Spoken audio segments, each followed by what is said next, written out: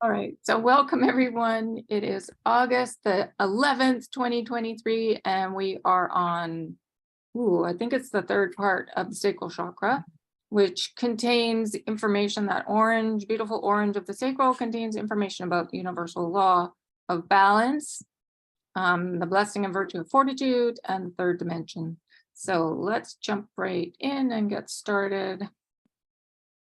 So we're going to do 45 minutes, right? Yes, we're going to do 45 minutes. Okay. Okay. Yeah, I'm going to set the timer. And we can do less if you guys want, because we went on. We can do half an hour if you want. I think what I've got is just about half an hour of information, maybe 40 minutes. So I think it'll all work really well. Okay, so there we go. There we've got Albert Einstein and Sanat Kumara and Jesus, and I wasn't really sure of the right picture to pick for him, so this one looked good. And then of course the mother is watching over everything. Okay, so this is a little review. This is the sacral chakra this is all connected to, the musical note of D. It's the balancing of the masculine and the feminine energy in physical form. So of course, this chakra is connected to the ovaries and the testes. It's all about sex and sexuality, reproduction, relationships, and especially creativity. So this is a creation center for the third dimension, because we're balancing all the systems within ourselves to create a planet that works. So it's always, the individual work is so important, because as within, so without, and that is the law of balance. As above, so below, as within, so without.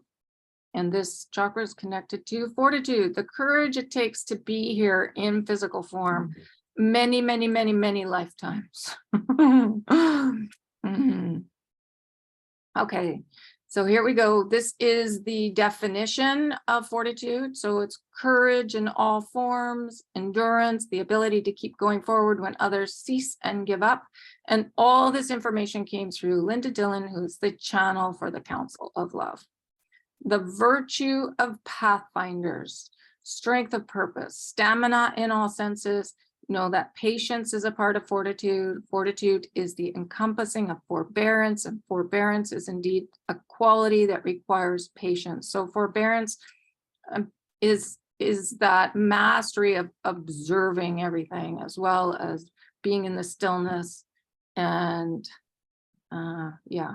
Okay, so to continue going forward with stamina, when you really feel like pushing the individual off the cliff, it will be required. And working with 1212, the vibration is orange. So it just, it's saying that it can be a little bit difficult here, and that we're here to have patience with everyone. Okay, so now we're into the last part of fortitude, and this is Jesus.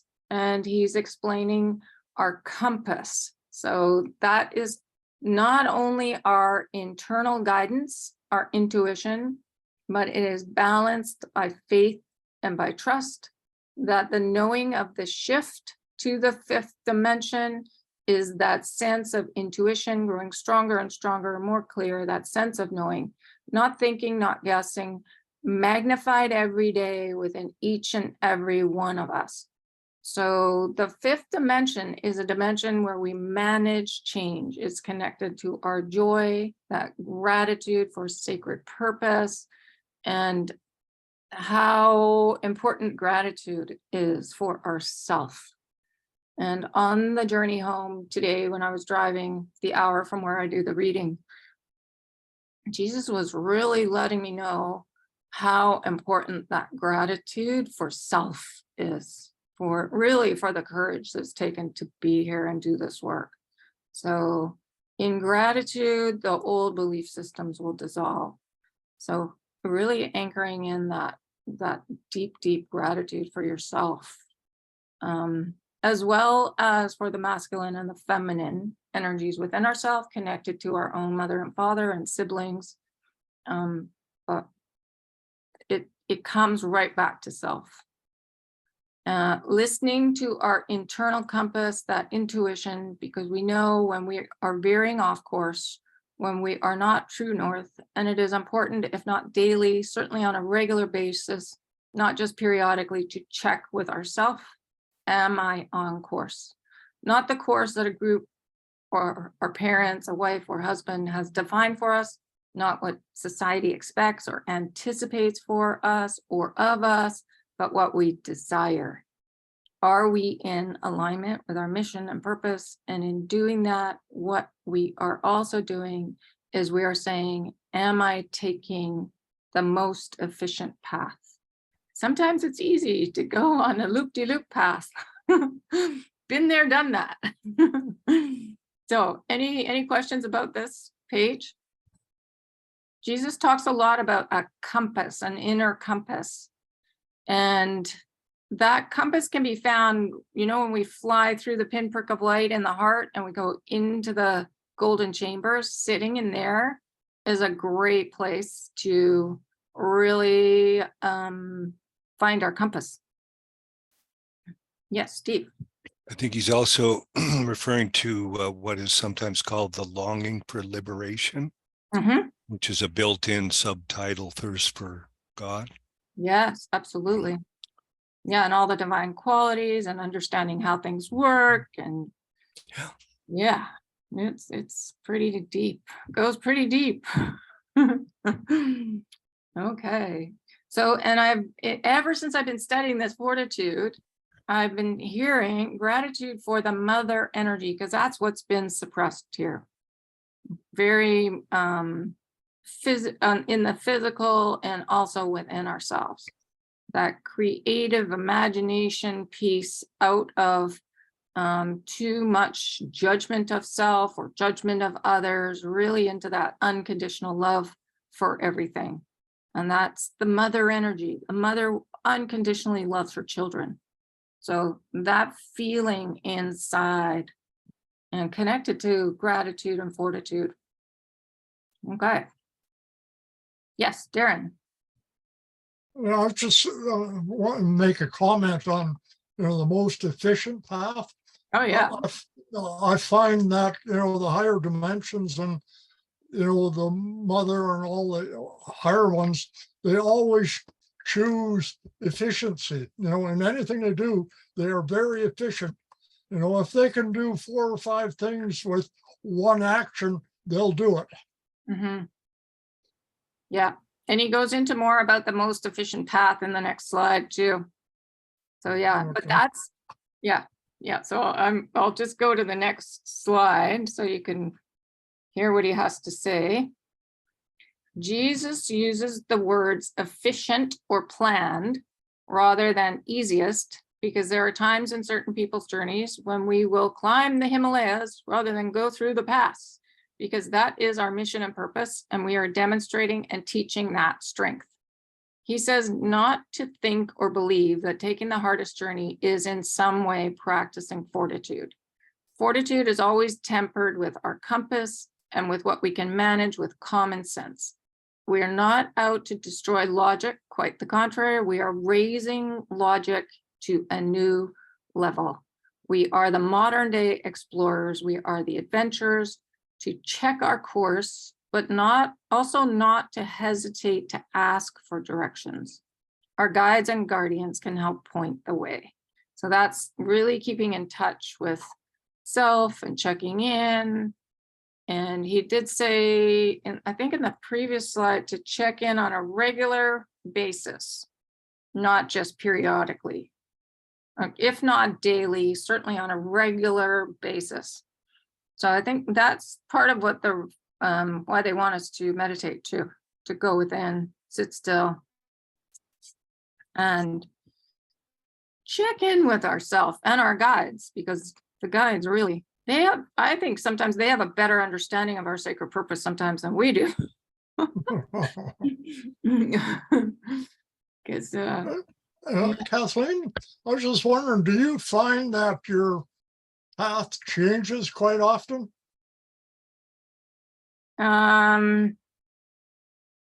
has it changed? Not it's opened.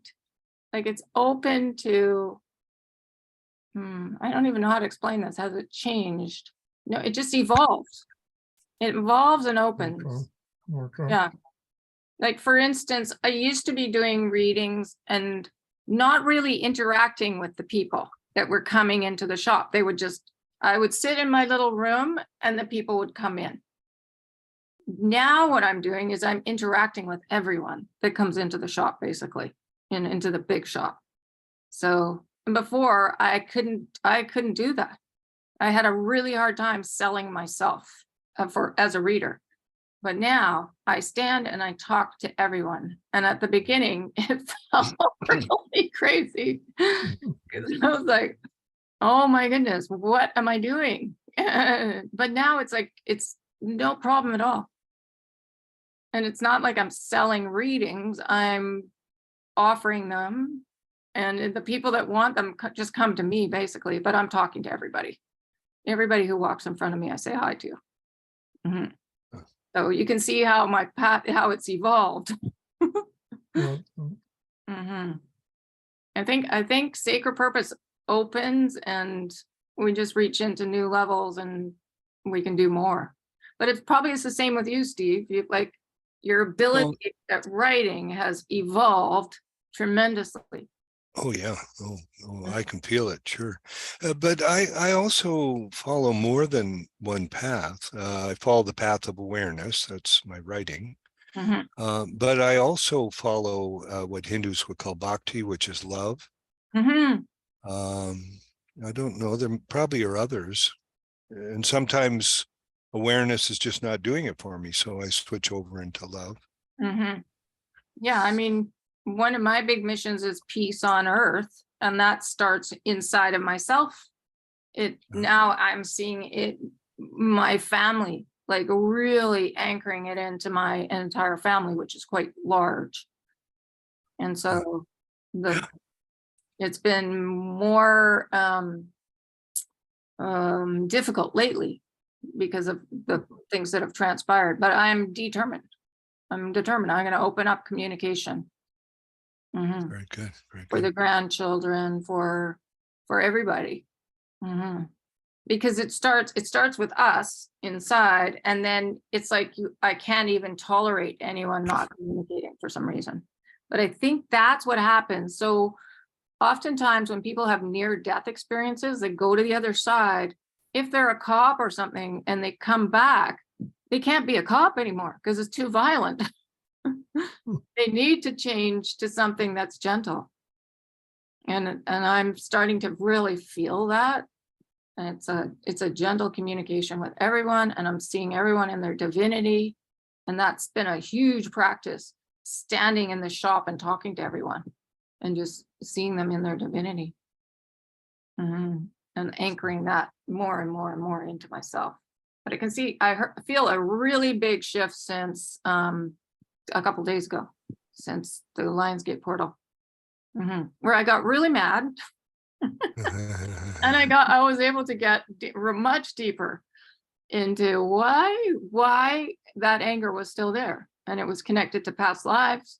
It was connected to me holding resentment for the Divine Mother and the violence here, basically. But we all knew what we were getting into when we volunteered. We knew it was going to be a roller coaster ride. Yeah. But I remember when I was mad, I was saying, but it's so violent right now, because in Vancouver, it's extremely violent. I heard about the manager of the shop that I'm in, somebody was stabbed and killed right outside his apartment 2 days ago. And it's connected to homelessness and addiction. Yeah. And so he couldn't even get out of his apartment because it was all roped off with police tape.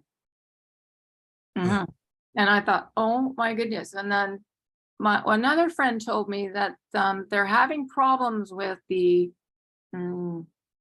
chargers for the electric cars. They're starting fires in people's houses. What? Yeah. So that might be something else to look into.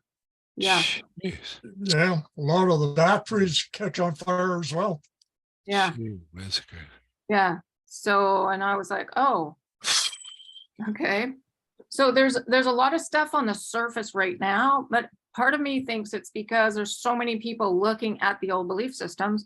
They're coming up to be let go. And what's the reflection? What's the mirror? While we're seeing the chaos of the old belief systems in physicality all around us. So again, this is so important for us to get into that peace zone inside the self and hold it and extend it out to everyone that's around us. Mhm. Even if we want to push them off the cliff, those are the ones to go head on into and figure out how to create peaceful communication. Okay, and just keep asking for help, because the other side is right there. They want to help us. Your guides are really want to help you anchor in that peace, because that's how it is above. And that ties into the law of balance. As above, it's pretty friendly. Yeah, so we're pulling that down into the physical on Earth, and it's never been done before. What we're doing has never been done, so it's not like it's easy. Okay, so we are setting our compasses for the 5th, that electromagnetic field, which is joy, which is gratitude for everyone. And this then there in this blessing and virtue, a new way to anchor is explained. Now, a couple days ago, there was a post on the Golden Age of Gaia about anchoring in the great central sun. And Lillian, you brought it forth. And Leanne talked about it too, I think. And I went back and I read it. And it did make sense, because it's actually anchoring in this golden electromagnetic field of joy. That's what the great central sun represents. So to anchor there, it's just like anchor there, anchor in our divine core, and also to anchor in the planet. But this is interesting how they're explaining it here. The new way to anchor on Gaia, so into our heart, drop our core down through our central channel, which is the golden channel through by the spine, or down through all the chakras to our root, down through the floor, the various layers, and the cord is hooking up into the 5th dimension, hooking into the heart of Gaia. So it's almost like, see how the anchor, it's almost like it's hooking up into a new electromagnetic field. So I think it's just a metaphor. And then they're saying that it also an emerald green laser beam of light comes directly out of our heart and goes directly into the heart of Gaia. Yes, Lillian, Ken? I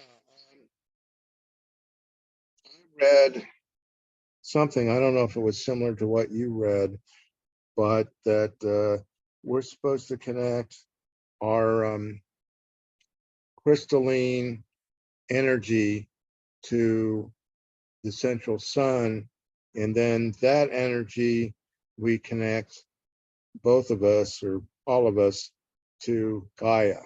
So I'm not sure if that's different from what you're saying or not. Yeah, nope, it's very similar. I don't think there's a one way fits all to do this anchoring. To Okay, go good. up to the sun first, and then down through the body, and then down to Gaia. That's great. Or you can go into the self, down to Gaia, back to self, up. There's so many ways to do it. It's just a matter, I think, of us remembering to do it every day. Okay. Because that's helping us remember who we truly are, basically. Connecting to the divine energy, and especially the golden joy for self, gratitude for self. Because we tend to be gratitude for other people, especially light workers. Sometimes we forget about the self to be in real, and really feel it too. Like when I was coming home tonight, they put me in this sense of gratitude for myself that I had never felt like that before. Like it was very deep. And I was like, oh, this feels really good. Yeah. Okay. So we are connecting with Gaia in the new reality, in the new electromagnetic experience in a new way, so that we're not anchored to the old third. So those are the old belief systems.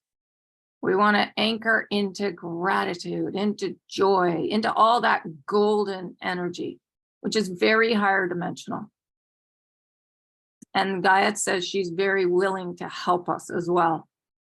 And then there was a description of Gaia in this. So she has a face, like, so when you go down and you give your root cord to Gaia, and you can see her, like I've seen her. She's beautiful. She's really ancient, but she looks really young as well. She has a face radiant with light beyond culture. So she looks indigenous, but she could be anything. An ancient wise grandmother being. When we bring her our cord, she's standing waiting with bouquets of cords. So she's holding, everybody's cords. She takes our cord, holds it to her heart, and holds us. The heart of Gaia is her core, her soul. She began her journey as an archangel and then took on the form of a planet to serve the mother. She's been in service for a long time. So this has been a really long journey. Millions of years that she's been this planet. Yeah. So it's basically remembering the golden energy. And then you can send, when you go see her, you can send emerald green laser beam of light directly out of your heart into the heart, into her heart. And that really connects us into the 7th dimension and the golden energy to the 5th. And that's creation and healing. Yeah. Okay. Any questions about that? No, it's pretty straightforward. It's just a really good idea to do it every day. And it doesn't take long. You basically drop, if you're going up to the central sun, go up, feel it, and actually feel it, because that's the key. And then drop down through the central of the body and root cord down to Gaia, and then emerald green light from heart to heart, and then back up. Yeah, Leanne. Oh, you're on mute. Sorry. It just occurred to me that it's interesting that it's the yellow golden, sun of the masculine, and then we're going to the feminine. So it's just, again, that whole idea of balance between both, now that we're doing divine feminine, divine masculine, and that's kind of our job. Absolutely, yeah. And you can bring in the blue energy as well. Like, we go down through the layers in the planet, and the water layer is a big one. So you're really going down through the peace, the forgiveness of everything, the hope, the trust, the faith. And I think that's why we go down through the layers. The rock is really connected to truth. And what else is in there? The gaseous layers, that's kind of, I think that's the combination of the masculine and the feminine, because it's like the air. So it's the light and the water, and it's a combination. So yeah, there's a reason why they say through the different layers to get to Gaia. But yeah, that's really good to say that, yes, Gaia is the feminine. And that's what's been missing on the planet. The divine mother energy has been forgotten. And the Bible being the best-selling book, God is portrayed as very masculine in the Bible. I mean, that's been the best-selling book on the planet for a long time. Yes, Darren. I was just going to say that the Earth is a water planet. 70% of the planet is covered with water. So it's really, really very much a water planet. A mother planet. Yes. A water planet, yeah. But the water is connected to the mother. Yeah, right. Yeah, exactly.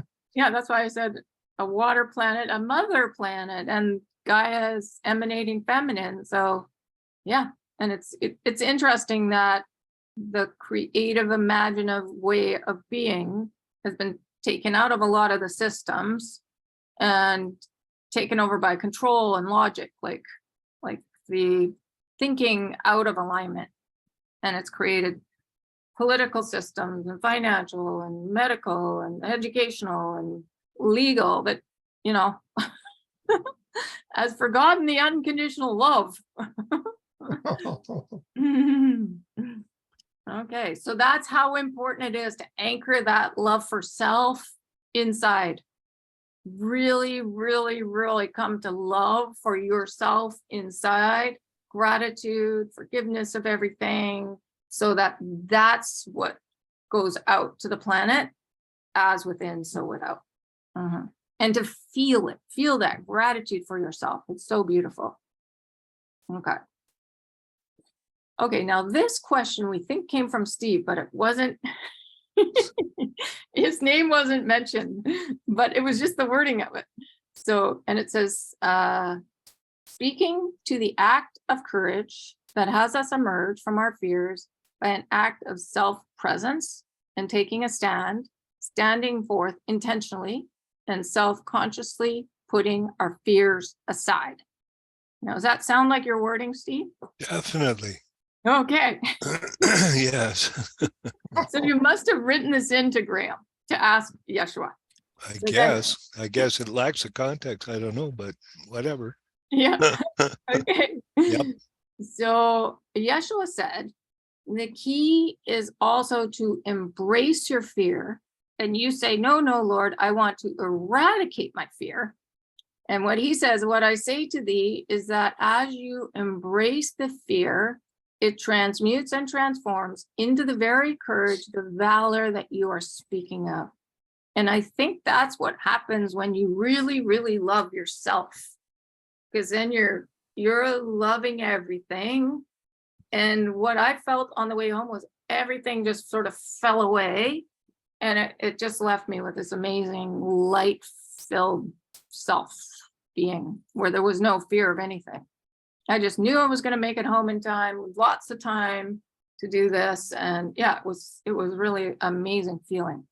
So then he goes on, part of fortitude is stepping forward and holding the course of being your strength and purpose, even when you are frightened. And then he goes on to talk about what happened to him when I was arrested. And yes, there is much talk of my arrest, my persecution, the sacrifice on the cross.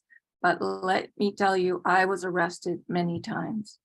When I was arrested, I would be fearful. I was not fearful so much of the physical harm that could befall me at the hands of these persecutors who did not want me to speak the truth. What I was afraid of was two things: the impact on my family and my extended family, my followers, my friends, because I did not have one follower that was not dear to my heart. And the second overriding fear would be that I would be silenced, that I would not be strong enough, that I would be intimidated, and that I would not speak the truth or continue on. These were real fears. It is not that I never experienced fear or prayed for courage and bravery to do what I knew, not only what I had promised, but what was right. So, interesting little bit of history there, that he was in prison a few times. Imprisoned a few times. Yeah. Any comments or anything about that? No? Okay. So let's go on.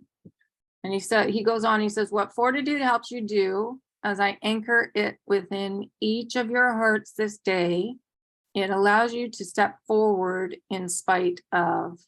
And he's always stepping forward in love, in peace, in joy. Like we're not to step forward into like the old system, but it takes a heck of a lot of courage to step forward in a loving way. The very act of stepping forward, not in grandiose ways, because you do not want to make your opponent feel that they need to defeat you. He said he learned that, but step forward in ways that eradicates it, dissolves your fear, because you embrace it. You say, yes, I'm afraid, and I'm doing it anyway. As soon as you do, Michael is with you, I am with you, Yophael has your back. Begin in small ways to challenge your comfort zone, but do not leave you. exposed, and feeling overly vulnerable. So perhaps it is expressing your truth to a friend, to a colleague. And might I say this, do not take yourself too seriously. When we have challenged the status quo, often we would use the tool of humor. I use stories, often parables, because it entertained. Everyone got the message, but it did not make people feel overly defensive. You always want to give the person you're speaking to, the situation that you are shifting, room to maneuver, so they do not feel that their back is against the wall. That is kindness, that is consideration, and that is fortitude. It is fortitude married to prudence. So prudence is knowing when to step into situations and when to step back, knowing that the balance, the exact measure of what to do. Yes, Ken. Well, I don't think I've ever had a conversation where I felt like I had to say my truth. I think it's more about my attitude of what I was doing. I Okay. don't think it was, I don't think I go out and I'm not interested in making speeches or any of that kind of stuff. And I'm not interested in doing anything except helping people when they ask for it. And that to me doesn't sound like I have to do what is being suggested here. Okay.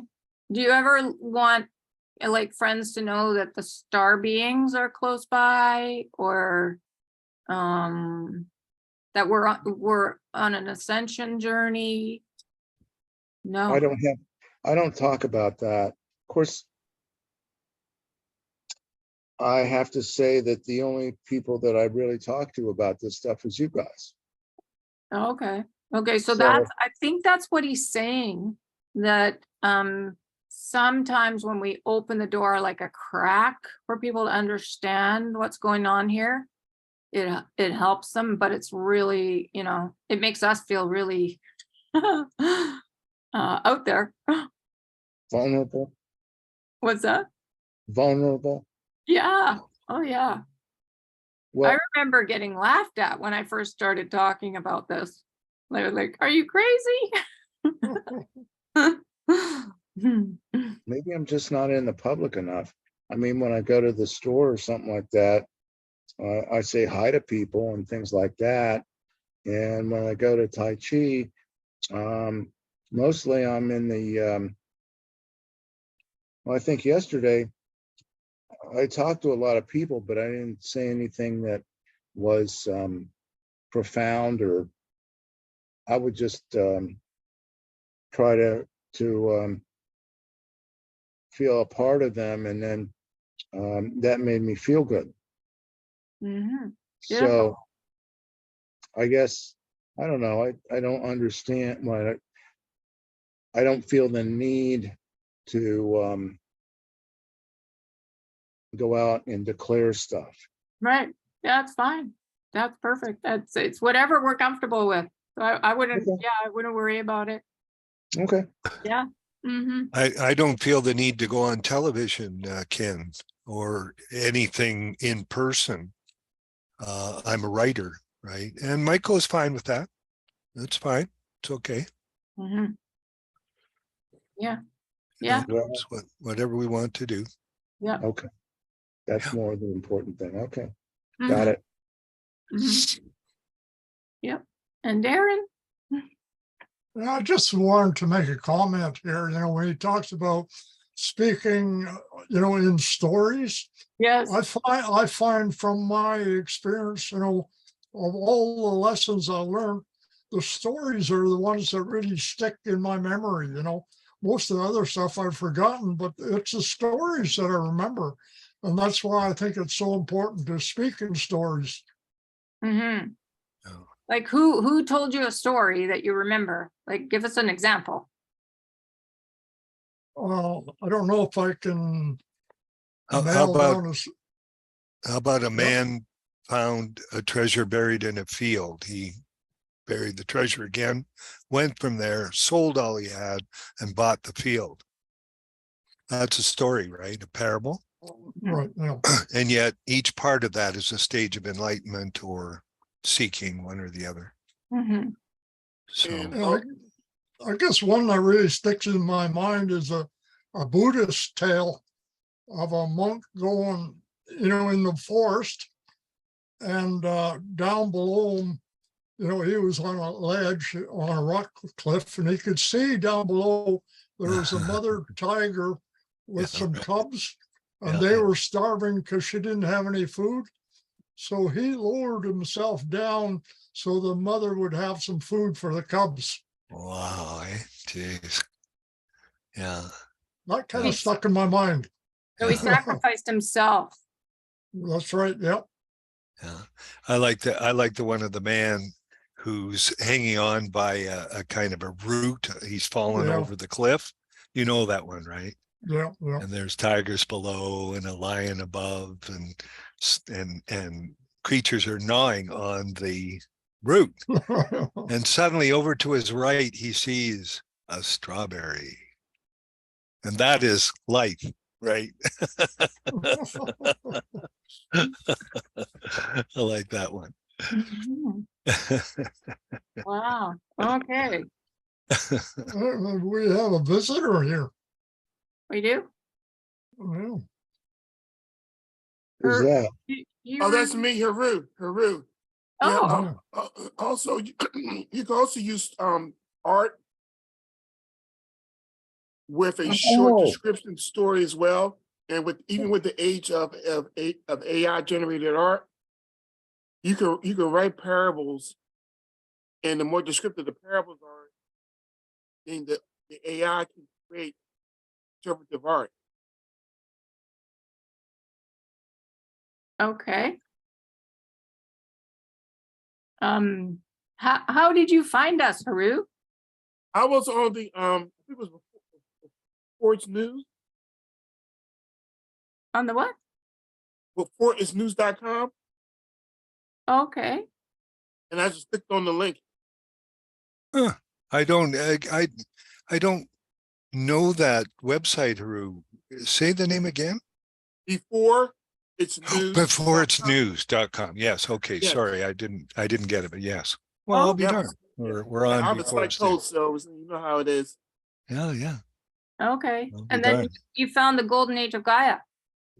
I heard he go to Nature Guy a long time ago, but I just wanted before it's news.com, it has a link about tonight's program, tonight's Zoom program, so I just clicked it on. Right. Very good. Okay. I didn't think I'm not advertised on there, am I?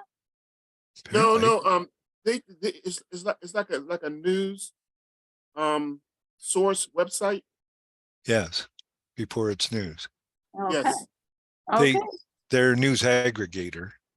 yes, correct. I guess we're on it somehow. Okay. Well, Yeah. welcome. You popped in. We're in the middle of the blessing and virtue of fortitude with Jesus. And we're just talking about stepping forward to talk to people. what we're doing, and you just step forward. So timing. Uh-huh. All right. So I create slideshows with divine information. So we'll just keep going here. All right. Okay. So, and this is Jesus saying, all of you who are out there, and it is particularly trying for many of you with financial issues during the transition. And yes, this is a test of fortitude, but it is also the opportunity to surrender. Surrender. We are in sacred partnership, but there are times when we surrender to your will, support you, yes, but surrender. There are times when it is equally important for you to surrender and allow us to work the miracles. When you are in the way, when you are constantly reclaiming whatever issue or whatever actions you think, and I use this word think in the mental ego capacity, then you are interfering with the flow. And I'm beginning to understand the flow is our service to the mother energy and the balancing. So we interfere with our own balance when we're constantly re-engaging with the old belief systems. So he says it does not mean not taking appropriate action, but there are moments, and there are many of them right now, when surrender is the action and the key. So let the worry, and worry always goes back to broken trust, go. So again, it's us dissolving the old belief systems so that the flow can come in. And that's flow of the energy from the higher realms, which is connected to the abundance. So it's interesting that he talks about that in this fortitude. Fortitude, surrender. And the reason I made surrender these colors is there's the orange, and these are the vibration. Surrender is the vibration of orange. So the ray of orange, it's all the colors within orange, which goes almost to the golden. So I'd say surrender into the gratitude for yourself, and that will help bring in the flow of abundance. Yeah. Okay. Any questions about this one? Okay. And this is Jesus now. Oh, okay. Ken, Would you repeat what you just said, please? want me to repeat what I just said? About the surrender? Oh, about the No, surrender. actually, after that. Okay. Oh, okay. So letting go the worry is really letting go the feeling of broken trust. So we've all suffered from feeling like our trust has been broken, and that's a type of trauma. So it's an old belief system. We're here to let that go. Yeah. And it can be connected to forgiving the past, really deeply forgiving everything that's happened and coming to that place of gratitude for the entire journey. Gratitude for all the people involved, and especially yourself, the courage it takes to be here. It hasn't been easy. Yeah, and everybody's played their roles. Yeah, we can't have the hero without the the abuser. It doesn't work that way. So we need both roles for there to be a hero.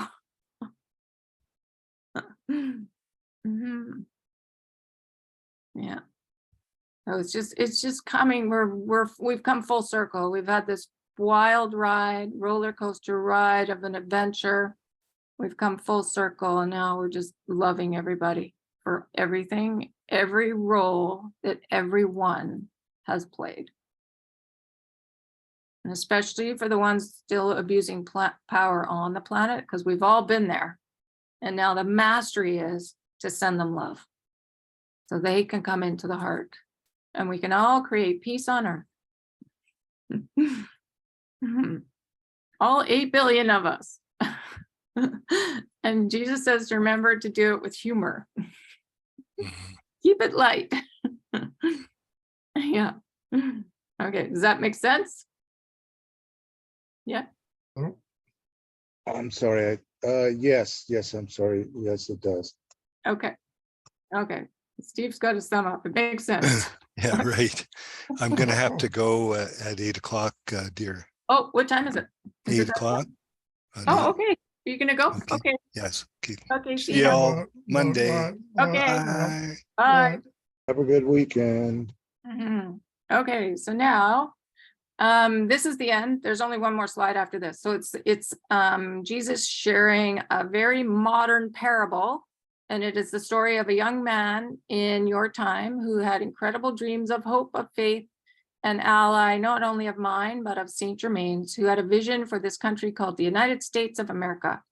This young lion tamer did not grow up in favored circumstances, no, not in dire poverty at all, but certainly in situations that were less than favorable. But what happened to this one, he held the dream, and he held the reality that his mission and purpose was more important than any, and that he could make a difference in bringing the light and the love to this planet. He endured and he practiced fortitude, and he did so in my name, and he is victorious in my name. It may not appear victorious because there is times of conflict, of need, of disagreement. Each of you are that man. Each of you is the lion tamer. Each of you are stepping into the arena of Nova Earth and doing your best to create what you know is based on truth and love and hope. You are the heroes of the parables. You are the embodiment of that fortitude. You are that being that says, I will not give up. And no matter how many naysayers there are, how many falsehoods are perpetrated, how many backroom machinations take place, I will bring forth the new world. So this is the modern parable, and it is no different. Each of you has the ability to create and to change the planet, not just the dimension. That is almost incidental. Your ascension is the fullness of your heart. Your ascension is the anchoring of love on earth. That is what the shift is. That is why fortitude is so necessary, because to allow things to continue in the old way is easy, but to change the world requires valor, stamina, and determination. You have this, my brothers and sisters. You have always had this. So it's a pretty cool story. Nice way to put it. Yeah. I like how he called us lion tamers. Yeah. Okay. So, okay, and that's the end. So any questions about or any comments about the parable? No. Okay. Did we want to send love into for maybe 10 minutes into, yeah, okay, so we have my slide here where I was sending compassion into the family law system. We were all doing that, wrapping everything in magenta and realizing that as we send it there, it's actually helping create the oneness on the planet. So we can send it into the legal system, into anything that you'd like to send it into from the perspective of what we've just learned about fortitude, that courage on the planet. Does that sound like a good idea? Okay. Does anyone want to voice what they'd like to send the fortitude and compassion and love into? Do you want to focus on the family? I mean, the family law system is a good one to focus on because it's really family. And that's what's needed on the planet to create peace. Mm-hmm.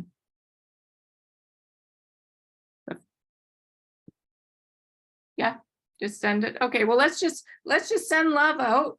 I'll set my timer for 10 minutes and let's send love out into the collective. Okay. And if you want to put yourself on mute, that works. If not, I think everybody's pretty quiet. So let's go. Let's send for 10 minutes.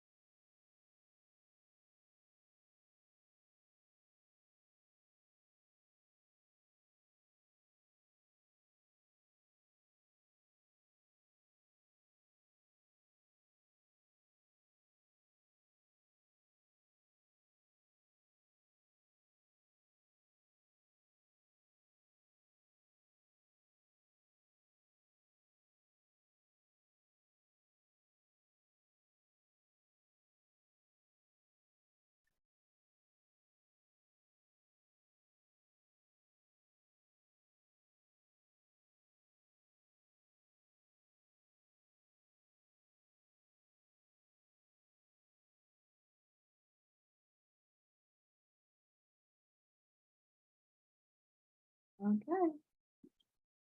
That's 10 minutes.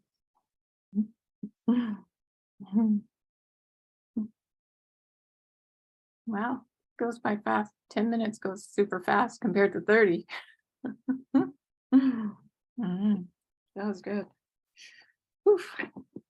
Okay, I just want to say thanks to Jesus because this has been an amazing ride for the last couple weeks with him, and we're not quite finished with him yet because we'll come back and review a bit. But yeah, did anybody, Leanne? Did you feel his presence for the last couple of weeks at all?